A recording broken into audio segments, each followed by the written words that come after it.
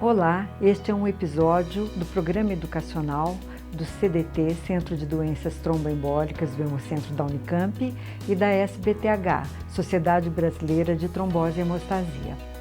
Eu sou Joyce Aniquino, atual coordenadora do CDT e presidente da SBTH.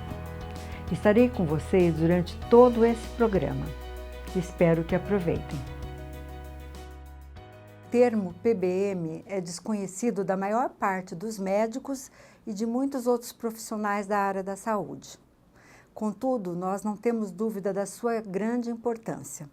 E para falar desse assunto, estamos hoje com o Dr. Tomás Crochmore, que é médico intensivista e representante no Brasil da Sociedade Ibero-Americana de PBM. Bem-vindo, Dr. Tomás. Obrigado, doutora Joyce. É um prazer imenso para mim estar aqui com vocês.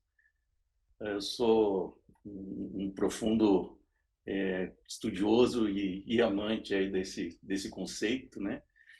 Eu tenho trabalhado como intensivista desde 2005 com manejo de sangramento com foco em pacientes críticos e venho trabalhando desde 2015 mais focado nesse conceito Patient Blood Management, onde eu tive o prazer de fazer um fellowship na Universidade de Zurich, na Suíça, com o professor Donald Spahn.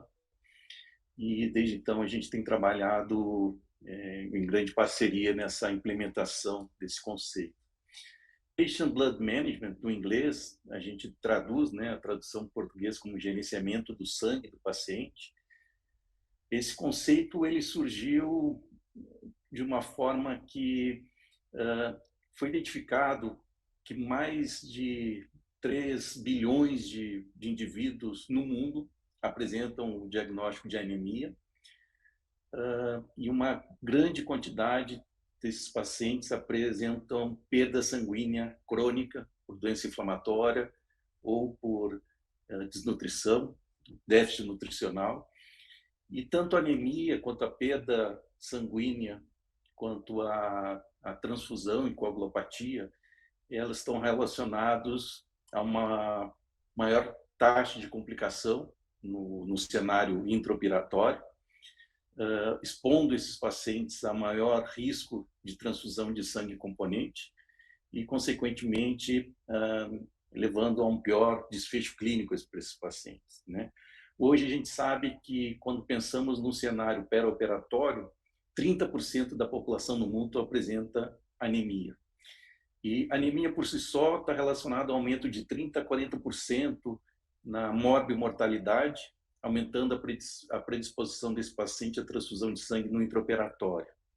A perda sanguínea no intraoperatório, ou devido à doença crônica, também por si só está associado ao aumento da morbimortalidade e da exposição à transfusão de sangue componente no intraoperatório, e a transfusão de sangue componente por si só ela está relacionada a um risco de eventos adversos graves, né? A gente sabe que hoje trabalhos mostram que transfundir plasma no paciente internado cirúrgico, a gente aumenta em 3 vezes o risco desse paciente desenvolver uma infecção nosocomial. Transfundir um concentrado de hemácia num paciente internado, a gente dobra o risco de mortalidade de 10,2% para 21,8%. E transfusão de qualquer tipo de hemocomponente está associada a maior risco de lesão pulmonar aguda. Então, toda vez que expomos o paciente à transfusão de sangue componente, riscos inerentes podem ocorrer e trazendo um pior desfecho clínico para esse paciente. Então, em 2018, primeira vez, o professor James Ibster, é um hematologista australiano, ele traz o conceito da necessidade de mudança de um paradigma, pensando-se no foco do paciente. Finalmente, em 2005, é a primeira vez que o professor James Ibster traz o conceito Patient Blood Management, que nada mais traduz a necessidade da mudança do conceito do foco do produto para o paciente. Ou seja, esse conceito Patient Blood Management é um conceito que visa melhoras práticas no manejo do sangue do paciente, é fundamental aí o empoderamento do paciente. Então, dentro desse conceito, o foco e o centro desse conceito é o paciente. Esse conceito ele envolve medidas clínicas e cirúrgicas, envolvendo uma equipe multiprofissional, interdisciplinar, baseada nas melhores evidências científicas disponíveis na literatura, cujo objetivo é reduzir, minimizar a transfusão de sangue e minimizar complicações associadas à transfusão de sangue, trazendo melhor desfecho clínico para o paciente, com impacto econômico positivo. Perfeito. E diante de tudo que você colocou, quais seriam as especialidades médicas que você acredita que mais se beneficiariam dessas condutas dentro desse conceito? Excelente, doutor Joyce, essa pergunta, né? Na verdade, a gente acredita que a instituição como um todo, ela se beneficiaria na implementação desse conceito, uma vez que trabalha uma mudança de cultura no entendimento da coagulopatia, né? Essa forma de entendimento desse conceito Patient Blood Management passa por uma necessidade de um reconhecimento de como hoje é reconhecida a fisiologia da coagulação, a fisiopatologia das principais doenças hemorrágicas, seja no centro cirúrgico, na emergência, dentro da terapia intensiva, né? Os principais cenários estudados onde se encontra maior nível de evidência para implementação de Patient Blood Management envolve os setores de cirurgia cardíaca, né? Cirurgia cardiovascular, transplante hepático, trauma e hemorragia periparto. Cirurgias de grande porte, como cirurgias ortopédicas, né? Mas eu gostaria de citar aqui muito, quando a gente pensa em saúde pública mundial, hoje esse conceito Patient Blood Management ele é defendido fortemente pela Organização Mundial de Saúde, cujo um dos principais desafios é reduzir morte materna secundária a sangramento. E esse conceito ele vai justamente de encontro a esse objetivo, porque existem práticas médicas e cirúrgicas relacionadas ao conceito Patient Blood Management, que permite hoje uma mudança drástica no resultado clínico dessas gestantes, reduzindo, sim, a taxa de necessidade de transfusão de sangue componente, reduzindo a taxa de esterectomia, de urgência e emergência, reduzindo significativamente o número de mortes maternas associadas ao sangramento. Então, acho que, pensando em saúde pública mundial, seriam esses principais cenários que eu sugeria o início de implementação desse conceito tão importante para a nossa população.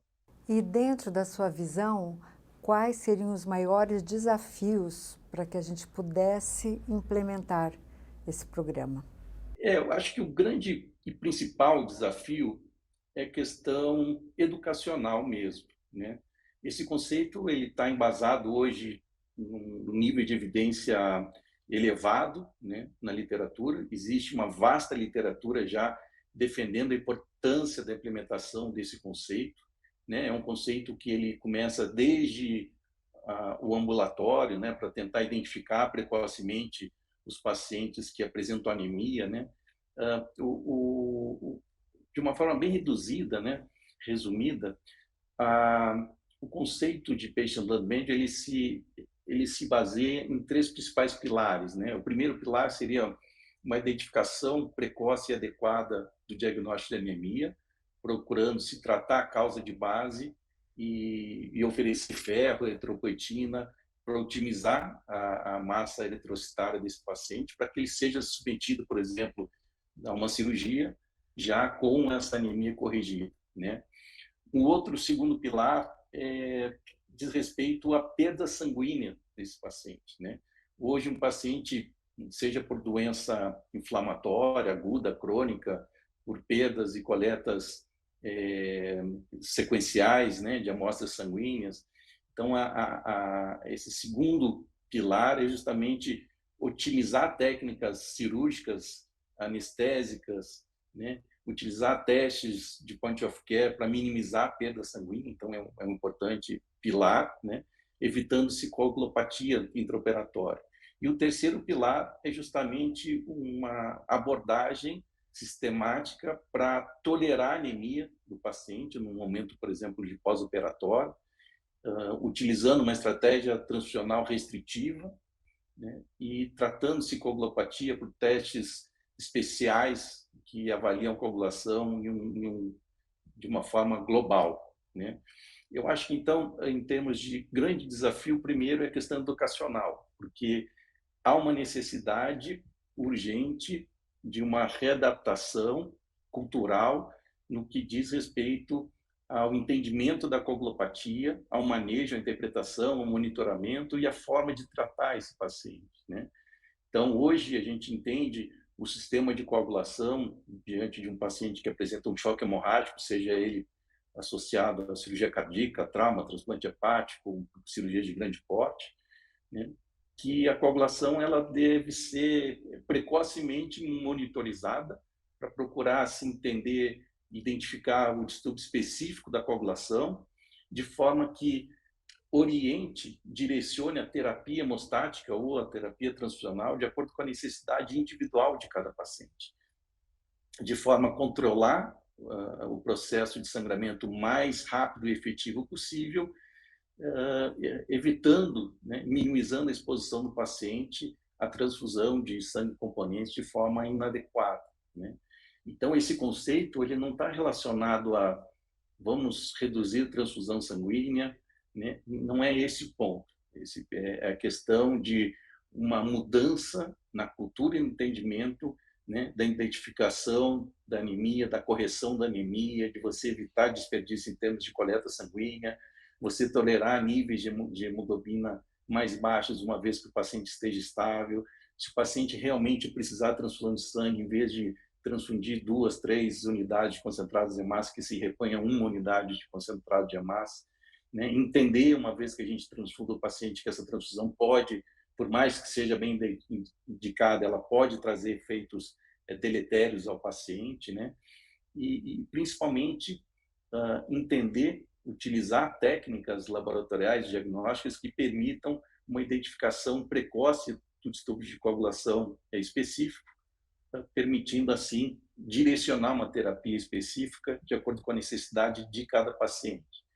Então, acho que isso é um grande desafio, né? Isso envolve o envolvimento de todo um time dentro de uma instituição, desde a diretoria, desde, né, da presidência e diretoria, da prática médica, né, dos diferentes setores dentro da instituição, né? Na verdade, para quando a gente pensa em saúde pública, até mesmo para os hospitais particulares, sistema verticalizado, sistema de seguro de saúde, né? Na verdade, é um grande presente, porque ele muda a prática do manejo do sangramento do paciente, trazendo melhor desfecho, melhor resultado clínico para os pacientes e ainda com uma redução de custo. Então, é considerado isso já com diversos trabalhos dentro da literatura, mostrando ser um conceito custo-efetivo. E no Brasil, nós já temos, porque, claro, para sensibilizar gestores, nós precisamos ser mais práticos. E existem já trabalhos demonstrando essa custo-efetividade ou estudos de microcusteio? Sim, sim, existe. O grande país pioneiro na implementação do conceito Patient Blood Management foi a Austrália. A Austrália, o governo defende fortemente a implementação do conceito Patient Blood Management nas diversas instituições daquele país. Hoje a gente tem centros fortes na Europa, na Suíça, na Alemanha, na Espanha, vários locais e instituições já com uma implementação muito desenvolvida desse conceito. Eu tive o prazer, como falei no início da nossa conversa, de viver um pouco isso dentro da Universidade de Zurique, na Suíça, né? Nos Estados Unidos, hoje, você tem um grupo forte, defendido através da Sociedade de Patient Blood Management de todos os Estados Unidos. Você tem várias sociedades na Europa, na Ásia, que trabalham profundamente na implementação e desenvolvimento desse conceito. Existem vários trabalhos em termos de custo-efetividade mostrando que as medidas relacionadas em termos de melhor e otimização do sangue do próprio paciente, esse talvez seja a característica mais principal do conceito Patient Blood Management, que é você otimizar as reservas do próprio paciente, né? Nada melhor para um paciente com anemia que o próprio sangue dele. Então, esse conceito é fundamental a gente ter esse entendimento, né? E as medidas, por exemplo, quando você tem um paciente dentro do intraoperatório, né, você utilizar a técnica cirúrgica mais adequada, você utilizar, né, técnicas cirúrgicas minimamente invasivas, técnicas robóticas com menor tempo de intraoperatório, técnicas anestésicas para evitar hemodiluição, para evitar hipotermia, né, para evitar perda sanguínea desnecessária com o uso de teste point of care, estratégias transfusionais para transfundir o paciente de acordo realmente com a necessidade de cada um, né, com uma meta. Hoje a gente tem a literatura, já revisões sistemáticas mostrando que uma meta de hemoglobina entre 7 e 8 gramas por decilitro seria um target razoável para se transfundir o paciente, né? E uma vez que esse paciente apresentar uma coagulopatia no sangramento, que isso seja identificado por um teste viscoelástico do sangue, que identifique o distúrbio de coagulação e permita a transfusão de acordo com a necessidade de cada paciente. Eu enfatizo isso porque isso está diretamente relacionado a um rápido controle do sangramento, né? Com menor exposição a hemoconcentrados, né? E isso traz ao paciente redução de infecção, né? Por exemplo, hoje existem nos Estados Unidos mais de 200 programas de implementação de Patient Blood Management. Eles têm não só resultados econômicos extremamente interessantes para as instituições, como eles têm desfechos clínicos extremamente favoráveis, né? Como redução da taxa de infecção, redução de taxa de infarto, de AVC, redução do tempo de internação hospitalar, redução de mortalidade, redução do uso de hemocomponentes como hemácia, plasma e plaqueta, né? Hoje existem desfechos interessantes como o maior número de pacientes hoje sendo transfundidos com apenas uma unidade de hemácia, em vez daquela famosa 2, 3 concentrados de hemácias, né? A hemoglobina como target para transfusão cada vez mais baixa, então uma média de 7,3 gramas por decilitro, né? Então essas medidas se correlacionam com um melhor desfecho clínico e com redução dos custos com o tratamento do paciente. A literatura hoje já é bem clara e bem vasta, robusta, né, no que diz respeito a esse conceito de custo-efetividade do conceito Patient Blood Management. Bom, doutor Tomás, eu acho que isso com certeza vai ampliar o conhecimento das pessoas, inclusive para aquelas que nem tinham esse conhecimento, e eu realmente espero que o Brasil possa entrar nessa mesma visão e que esse programa possa ser implantado em hospitais brasileiros, tanto privados como da rede SUS. Muito obrigada. Muito obrigado, doutora Joyce. Obrigado pela oportunidade de estar aqui com vocês. Se você gostou deste episódio, não deixe de compartilhar com seus colegas. Outros episódios estão disponíveis no site do CDT e da SBTH. Aproveitem!